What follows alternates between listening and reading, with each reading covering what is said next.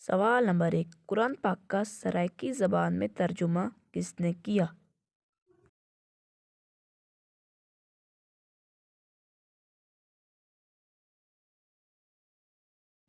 جواب number 1، doctor مہر عبدالحق نے۔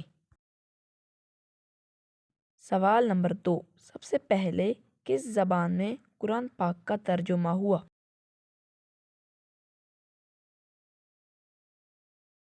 جواب نمبر 2، لاطینی زبان میں۔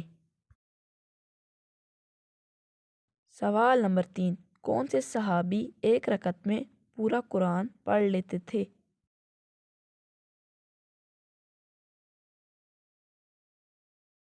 جواب نمبر 3، حضرت عثمان۔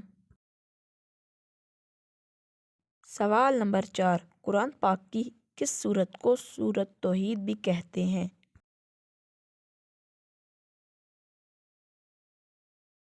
جواب نمبر 4، سورۃ الاخلاص کو۔ سوال نمبر 5، قرآن پاک کی کس سورت کو ام الکتاب کہتے ہیں؟